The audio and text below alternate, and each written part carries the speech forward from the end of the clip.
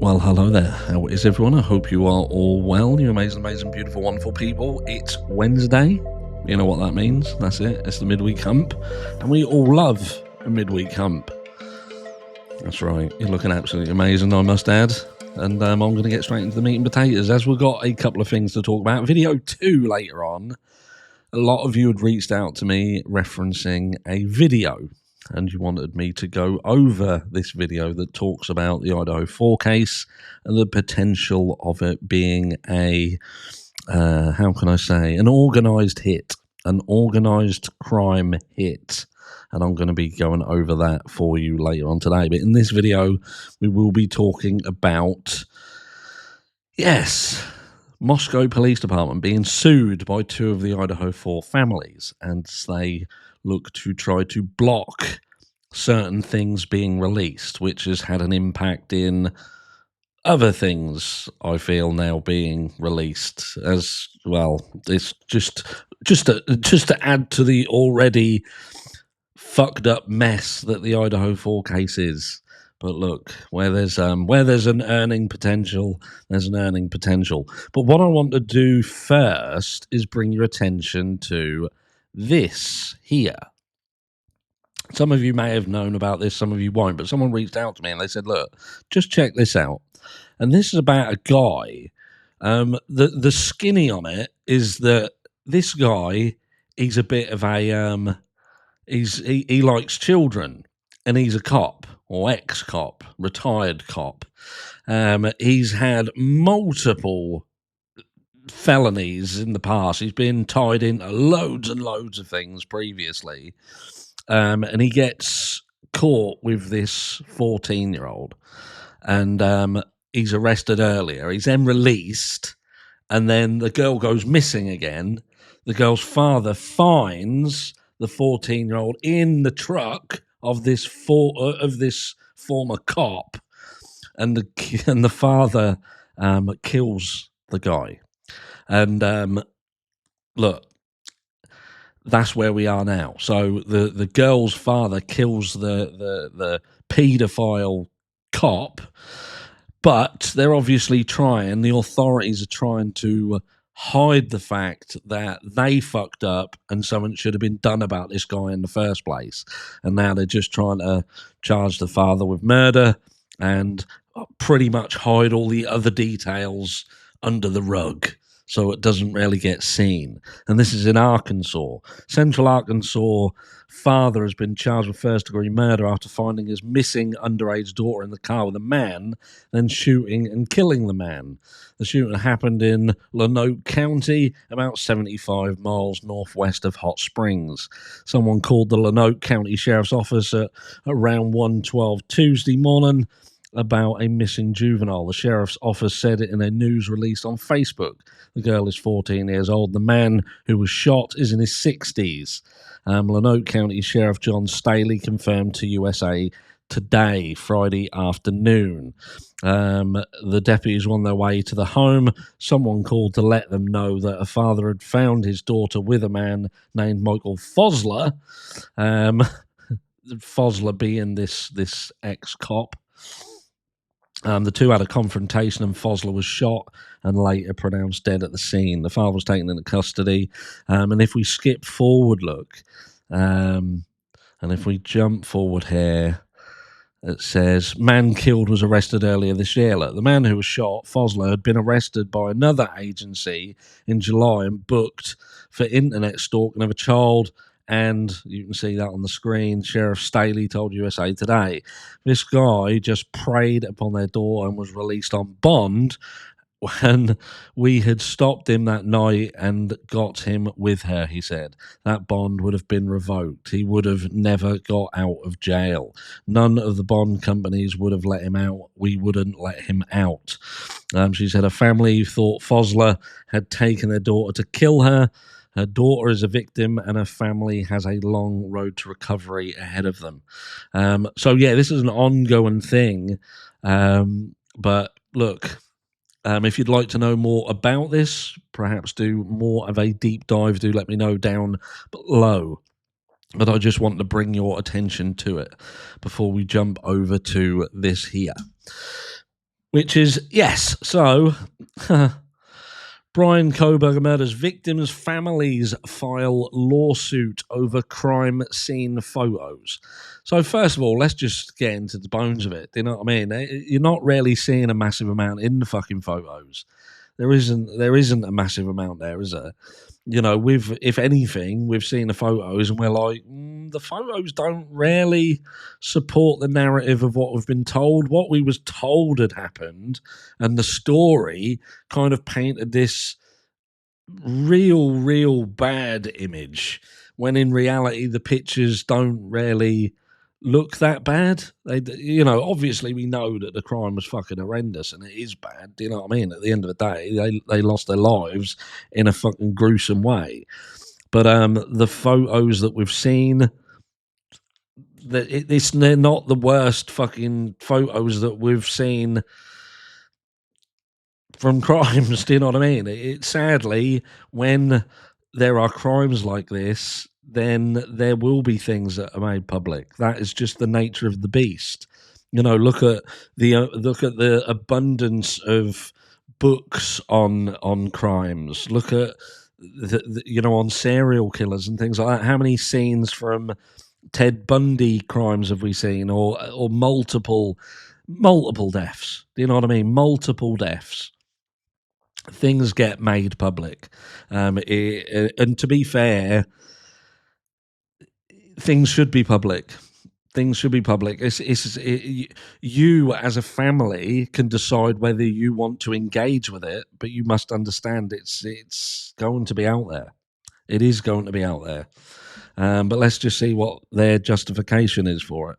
The families of Madison Mogen and Ethan Chapin, two of the four college students murdered by Brian Koberger in 2022, are suing the city of Moscow, Idaho, over the release of crime scene photos. The families of Brian Koberger's murder victims have taken legal action. 1 week after Moscow Police Department released nearly 200 pictures from inside the off-campus home where the 2022 killings occurred, the families of Madison Mogen and Ethan Chapin, two of the four college students fatally stabbed by Koberger, filed a lawsuit against the city of Moscow, Idaho. They had actually reached a point by the time of the sentencing that they had come to some closure and were able to sort of start to move on somehow. The Mogens and the Chapin's attorney, Leander James, told News Nation on August 18th.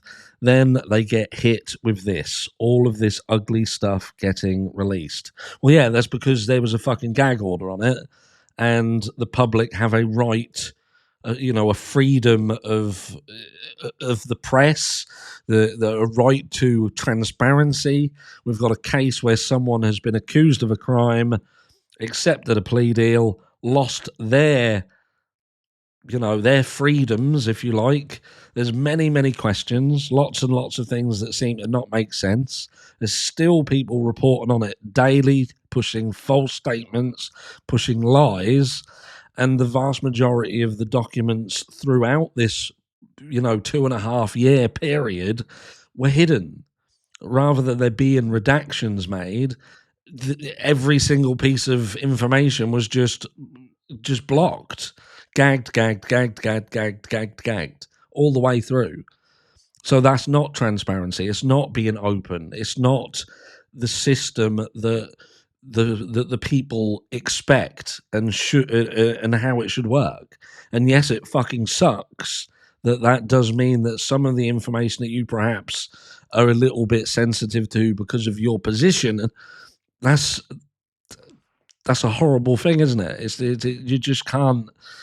Is it all right for all of the other cases that are out there in their droves, in their thousands, for those crime scenes to be shown, but not yours? We had a situation where there was, and I'm not even going to mention the fucking person's name, but a really highly respected fucking YouTube creator, female, is putting autopsy pictures up of a minor in a case, 2 years ago.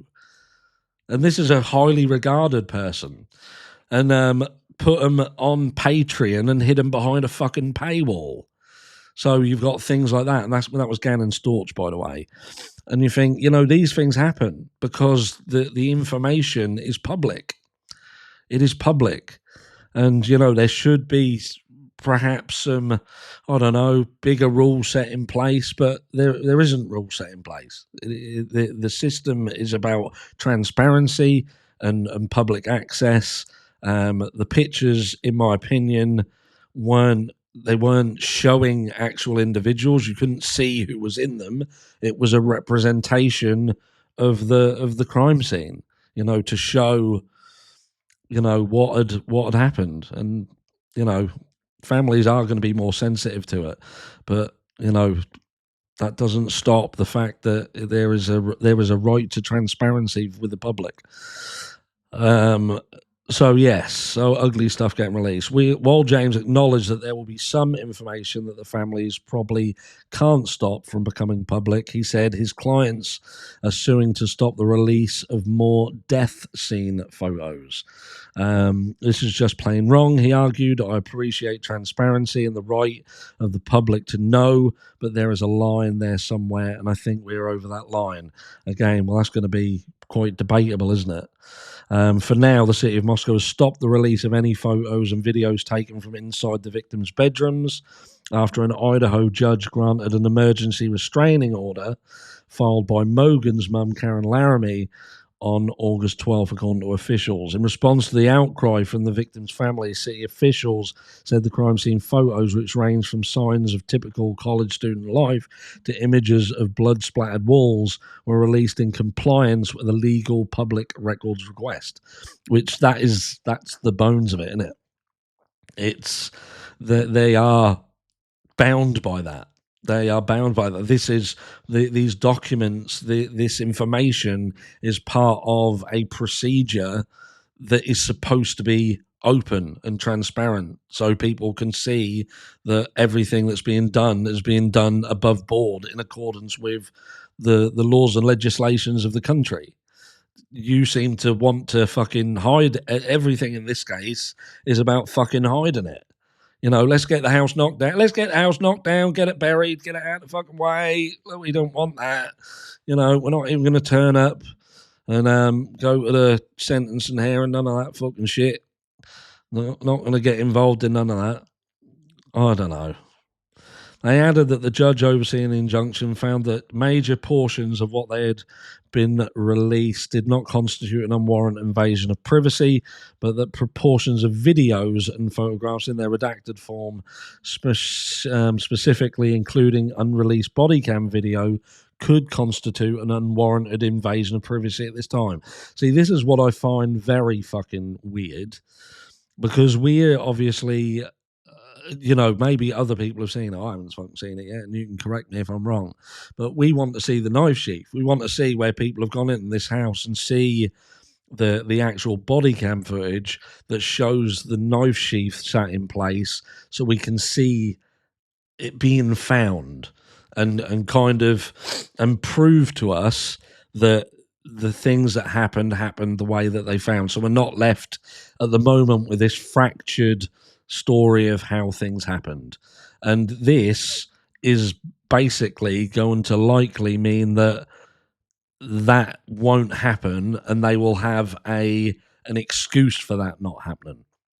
Oh, you're not going to be able to see any of the sort of the body cam footage of these specific rooms. Just happens to be the fucking the very room that you need to see the linchpin of the entire case in, and that's the room that's the main one by the look of it. But there you go. The release of crime scene photos came 1 month after Koberg confessed the murders of Mogen 21, Chapin 20, Xana Canodal 20, and Kaylee Gonsalves 21 as part of a plea deal. The 30-year-old was given 4 consecutive life sentences without the possibility of parole in connection with the murders. He also sentenced to 10 years behind bars for burglary. So that's where we are at the moment. We have a situation where these families are trying to block.